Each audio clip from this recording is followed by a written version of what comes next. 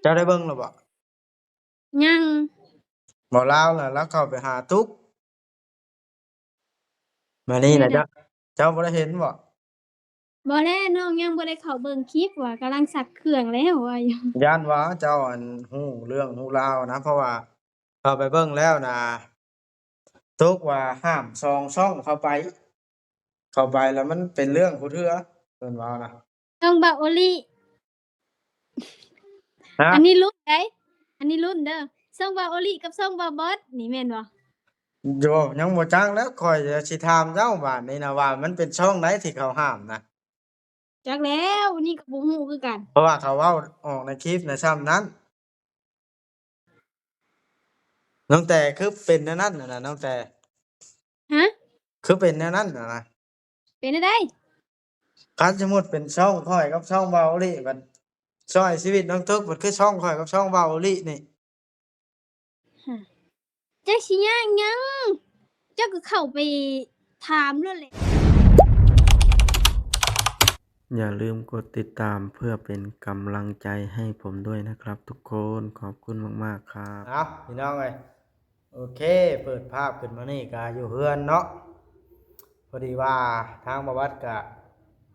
ได้เห็นคลิปหนึ่งคลิปของอ่าคลิปของเบาเล่าให้เราเพิ่นเนาะเพิ่นได้เข้าไปหาทางน้องตุ๊กพี่น้องเอ้ยก็คือได้ยินเพิ่นเว้าว่าแนวบ่คักปานใดพี่น้องเอ้ยเนาะเฮาก็บ่สบายใจปานใดเนาะก่อนอื่นก็ต้องขอกราบทักทายสบายดีพี่น้อง FC เบิดสุขุสุคนเนาะก่อนจะฟังเรื่อง เพิ่นว่าห้ามบ่ให้ช่องเข้าไปวนวายไปหาเพิ่นอีกนะเพิ่นว่าแต่สิเป็นช่องใดก็ยังบ่ฮู้เนาะเฮาสิโทรคุยกับน้องแต่เบิ่งก่อนถามน้องแต่ก่อนน้องแต่สิพอฮู้อยู่บ่นะเพิ่นเผื่อเพิ่นได้คุยกันกับทางน้องเพิ่นหรือว่าจังใดพี่น้องเอ้ยเนาะบ่ได้ยินแบบนี้ก็บ่คักปานใดล่ะสิไปถามให้ฮู้เหตุผลก่อนพี่น้องเอ้ยแนวใดก็ได้เพราะว่าเรื่องนี้เฮาก็ปล่อยไปมันก็เป็นข้างๆคาๆหั้นนะมีแต่สิไปถามเบิ่งรายละเอียดให้ฮู้เหตุผลซะก่อนเนาะคันสมมุติว่าห้ามบ่ให้เข้าไปก็ต้องบอกเขาจุบเจืออย่าเข้ามาเด้ออ้ายท่านที่มันสิเกิดเรื่องเกิดราวก็บ่ถ่ายได้คลิปในนั้นอันนี้ก็ว่าไปนะต้องค่อยเว้าค่อยหยังกันเนาะใหญ่ละเด้ใครก็ได้มีแต่ว่า เพื่อบ่เป็นการเสียเวลาพี่น้องโทรหาทางน้องแต่เบิ่งก่อนพี่น้องโทรศัพท์เครื่องนี้แหละเนาะไปแล้วเนาะเอาโอเคน้องแต่สบายดีเด้อสบายดีโอ้คือเว้าค่อยแท้มื้อนี้พรให้หยังน่ะ ม่วน เออมานี่ฮ้อนตั้งแต่อ้ายมีเรื่องข้องใจอยากถามหน้อยหนึ่งมาเลยอิหยังเด้เนาะเอาวิกล้องกระไดเฮ็ดแนวใดเนาะบาดน่ะเอาเอาเอาอย่างนั้นเอาซ้ำนี้ล่ะเป็นหยังเลยบัดนี้แท็กเด้อ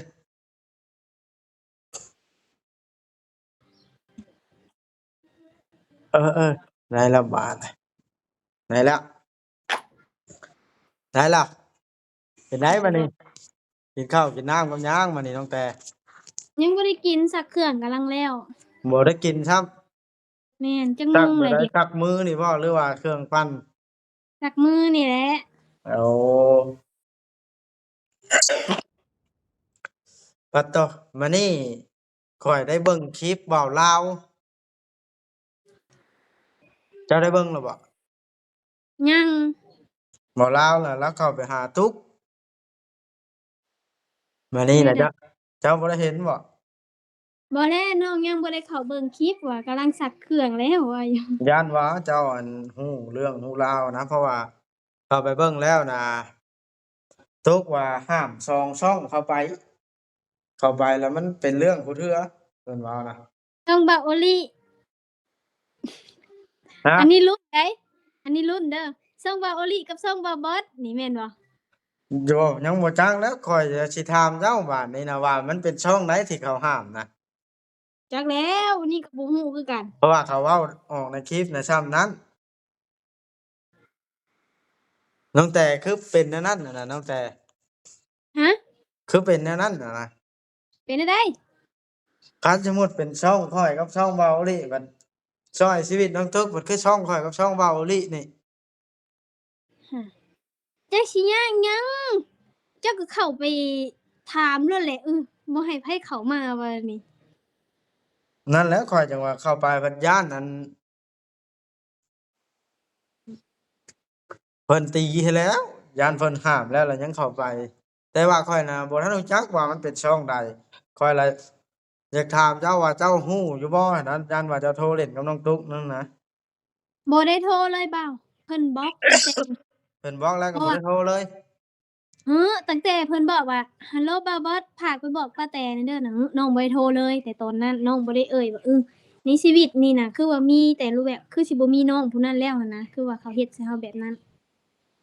ข้อยละอันอุกใจแนวหนึงปกติน่ะข้อยมีเรื่องที่ช่วยข้อยก็ไปมีเรื่องหยังข้อยก็เข้าไปถ้าบ่มีเรื่องคือช่วงนี้ข้อยก็บ่ได้เข้าไปเห็นบ่ อะคือบ่าวคิดบ่าวสิคิดว่าซ่องไผซะ อ้าวแต่เก่ามันมีแต่ช่องข้อยกับช่องเบาลิเข้าไปนะ อะอันนั้นแล้วสิบ่ให้น้องเว้าบ่าวสิถามว่าอันนั้นอันนี้มีก็น้องก็คิดคือบ่าวนั่นแหละมีก็ซ่องบ่าวกับซ่องบ่าวโอลินั่นแหละเข้าไปสองซ่องว่าเข้าไปแต่ละเทื่อ คือบ่อันฮะน่ะมาเบิ่งวะ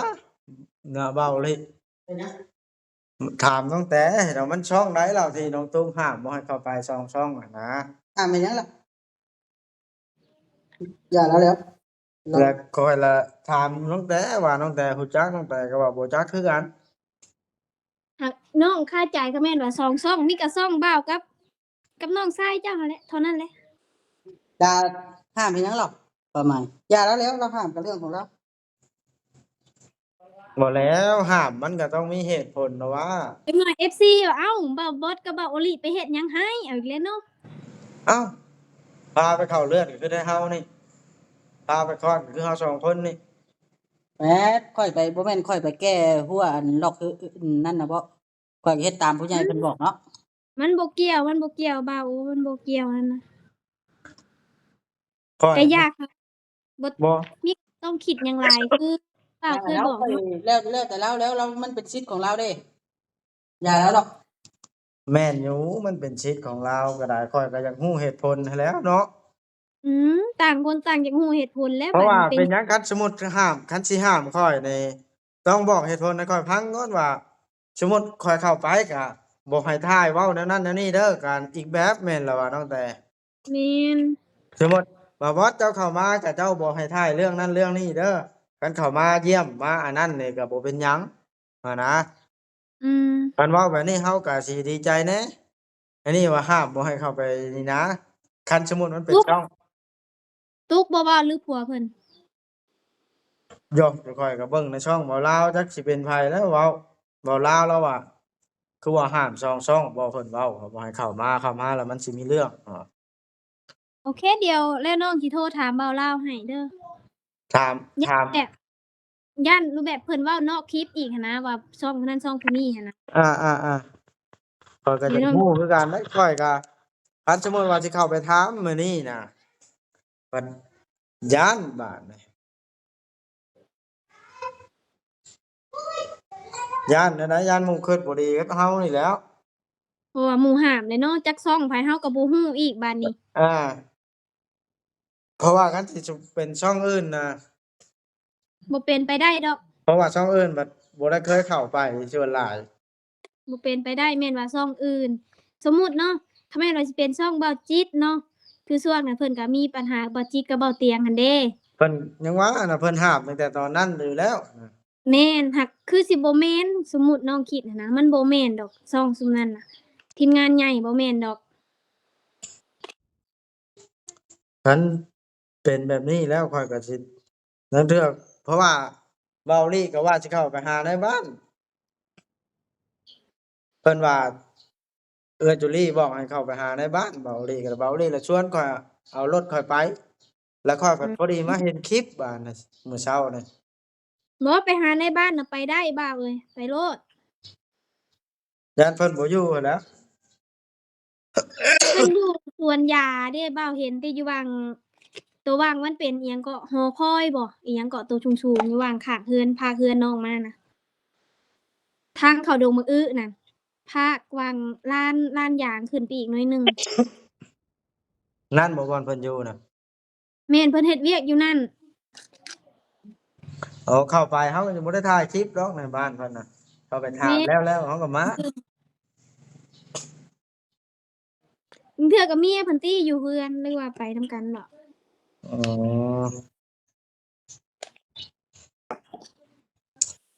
ตั้งแต่ก็บ่ได้ฮู้เรื่องหยังฟังเว้านี่บ่ได้คุยกับเขาแต่พุ่นเนาะแม่นตั้งแต่บ่าวโทรมาบอกว่าบ่ให้ลวนลามเรื่องของเพิ่นแต่ทางน้องก็ยังรับประกันว่าน้องบ่ได้เคยเอ่ยปากแม่เพิ่นจักเทื่อนะเว้าแบบนี้ซะเพิ่นอยากเบิ่งก็เบิ่งคลิปนี้น่ะหักบ่เคยเอ่ยปากว่าชื่อแม่เพิ่นย่าจังซั้นจังซี้มีก็มื้อนั้นคือน้องเว้ากับบ่าวแหละก็เว้าพื้นแม่ของอ้ายบอยเนาะมื้อน่ะพากันถามกันเป็นจั่งใดว่าสิเมื่อแต่บ้านบอกเพิ่นแล้วบ่เพิ่นว่าแนวนี้บัดนี้นี่ข้อยบ่ดีใจปานใดข้อยสิเข้าไปถามเบิ่งข้ามเรื่องใดหั้นนะอืหรือน้องแต่มคิดว่าแนวใดอันนี้ก็น้องก็อยากพร้อมอยู่เพราะว่าเข้าไปถามเบิ่งเนาะผู้ละแบบความมั่นใจหั้นนะเนาะหรือแบบเฮาเฮ็ดหยังผิดหรือแบบอิหยังเฮาก็พาเขาไปคลอดลูกเฮาก็พาไปพาเขาไปใส่เลือดเฮาก็พาเขาไปบ่แม่นว่าแนวอื่นพาไปก็เฮาก็ด้วยความที่ตนเฮาบอกไว้เนาะว่าคันต้องการความช่วยเหลือเราบอกเด้อแล้วเพิ่นก็โทรหาเฮาหั้นนะมึงเจ็บท้องก็ได้เฮาก็พาไปทุกบ่อนทุกแห่งหั้นแหละ เจ้าเชื่อบ่คะแม่นว่าบ่มีซุมเจ้าน่ะตายเดะโยกกระจายหั้นแหล้วมันบ่มีเลือดมันสิเหลือบ่ตายหากได้ยินย่าเพิ่นเว้าว่าเพิ่นเป็นลมบ่ตอนเอาไปโรงหมอทางตุ๊กน่ะว่าแม่นโยกก็สิเป็นแหล้วมันเสียเลือดหลายเนาะเลือดก็บ่พออืมหากปะคันแม่นว่าหมู่สิคิดนำเฮาแนวนั้นทางนอกจักได้ว่าคือกันแหละบ่อันนี้ก็เฮาก็เว้ายังหลายยังบ่ได้เพราะว่าเฮายังบ่ฮู้ว่าช่องใดแม่นหากน้องมั่นใจน่ะซ่องเบ้าหั้นแหละ100%เลยเพราะว่าเฮาเคยสิมีไผเข้าไปเนาะเบิดนั้นเบ้าไปกับเบ้าจ้อยเนาะแล้วก็อ่าพ่อผู้เพชรเนาะแม่นบ่ อ่าอ้าวถ้าบ่มีแต่ก่อนว่าพวกนี้เขาบ่เข้าไปอยู่แล้วก็อันนั้นแหละก็เว้าง่ายๆซุมเจ้า2คนน่ะเป็นคนนำหน้าบัดนี้อ่าข้อยต้องไปถามเบิ่งเจ้าต้องท่าเบิ่งคลิปเด้อน้องแต่เด้อแม่นคันแม่นแบบนั้นก็บ่าวโทรศัพท์2เครื่องติเครื่องเดียวคือบ่เอา2ซะโอ้ยสองมันแต่สิได้เครื่องเดียวนี่ยังเกือบเรือรอดตายแล้ว ก็อยากฮู้นำหั้นนะว่าเพิ่นเว้าหยังถามเบิ่งคลิปไปแหล้วข้อยก็สิเข้าไปเบิ่งอยู่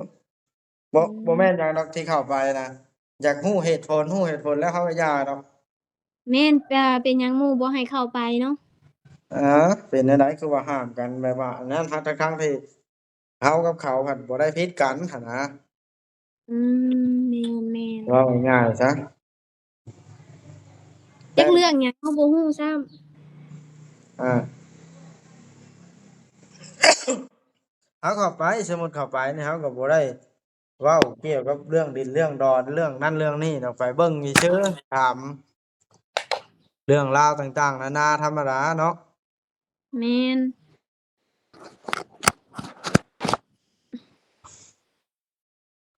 เจ้าก็ติดต่อบ่ได้เลยแต่คราวนั้นแหละเนาะเจ้าก็ได้บ่น้องย่าเลย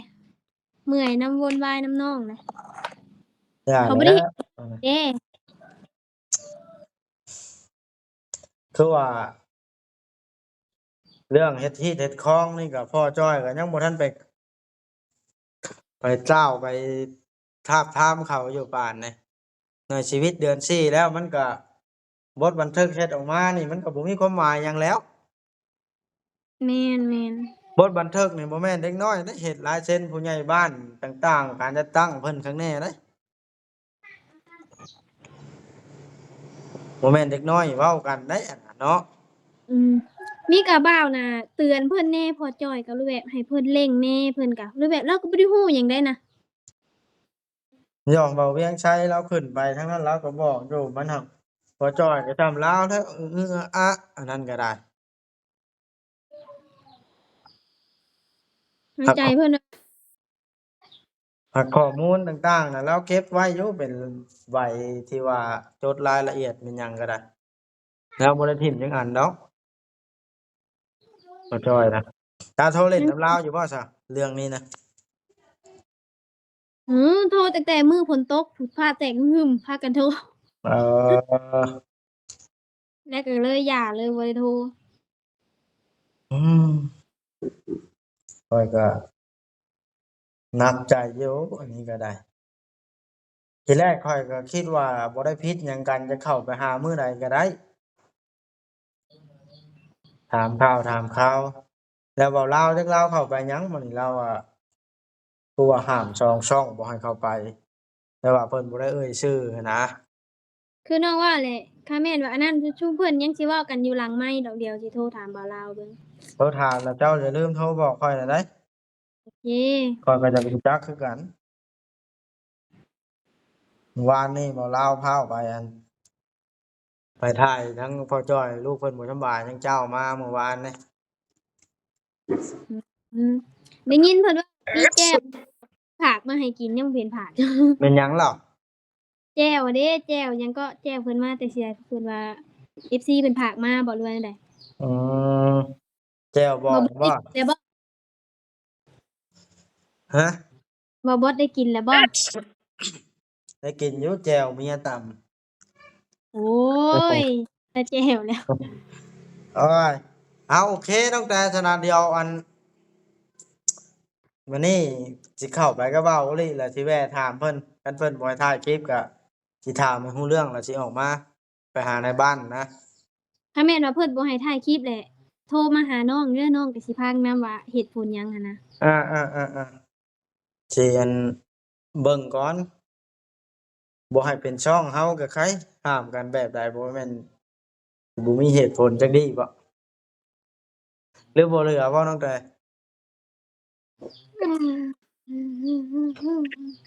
เอาโอเคบ๊ายบายไปหาตากเครื่องไปมีหยังจั่งแล้วสิโทรหาใหม่โอเคเดี๋ยวโทรหาบ่าวลาวให้อาเอาพี่น้องก็ได้คุยกับทางน้องแต่แล้วน้องแต่เพิ่นก็บ่ฮู้หยังพี่น้องเพิ่นว่าบ่จักนำมีแต่ว่าบัดนี้สิเข้าไปถามเลยพี่น้องเอ้ยถามเบิ่งรายละเอียดก่อนเนาะสิเป็นหยังก็ได้เหตุผลใดหั้นนะอยากฮู้เหตุผลใช่ดอกบ่วัดกะเนาะฮู้เหตุผลแล้วบ่วัดกะย่าดอกบานให้พี่น้องเอ้ยหรือว่าช่องใดก็ได้อาคนเฮาสิเฮ็ดหยังสิเว้าหยังมันก็ต้องมีเหตุต้องมีผลซะก่อนสิเว้าให้แก้กันพี่น้องเอ้ยบ่แม่นสิเกิดจากเว้าแนวใดแล้วเว้าได้อันนี้ก็บ่แม่นว่าต้องการทวงบุญคุณจังซั่นจังซี่ดอกพี่น้องเอ้ยเพียงแต่อยากฮู้เหตุผลเท่านั้นแหละเนาะทางเฮาก็ได้เพราะว่าเฮานี่กับเขานี่เว้าง่ายๆนะก็บ่ได้มีหยังที่ต้องผิดเครื่องกันหั้นนะเฮาก็บ่ได้เคยเว้าอิหยังต่อกันปานใดเนาะเอาไปถามเบิ่งรู้เรื่องแล้วเฮาก็สิได้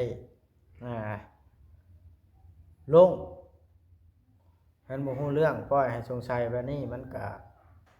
แบบว่าบ่โล่งปานใดพี่น้องเอ้ยเนาะ วัดยังบ่ได้ช่วยหน้าอยู่พี่น้องเอ้ยหากะอันนั่นมันยังเช้าอยู่กินข้าวอิ่มเลยเลื่อนโทรศัพท์ไปเห็นคลิปที่ให้ลาวเพิ่นนี่ก็บุกคักปานใดบ่ได้โทษเบาลาวนะพี่น้องเฮาก็ดีใจซ้ำที่เบาลาวเพิ่นเข้าไปได้ฮู้เรื่องนี้ก็ได้เนาะแต่ว่าสิเป็นเรื่องเพิ่นเว้ากับไผเฮาก็รายละเอียดที่ชัดเจนก็ยังบ่ฮู้ดอกพี่น้องเอ้ยเนาะโอเคบาดนี้พี่น้องคลิปนี้ก็สิได้จบคลิปซ้ำนี้สิไปช่วยหน้าล้างตาและสิไปถามรายละเอียดก่อนพี่น้องเอ้ยบ๊ายบายรอเบิ่งรอชมนํกันเด้อพี่น้องเนาะจังใดก็ได้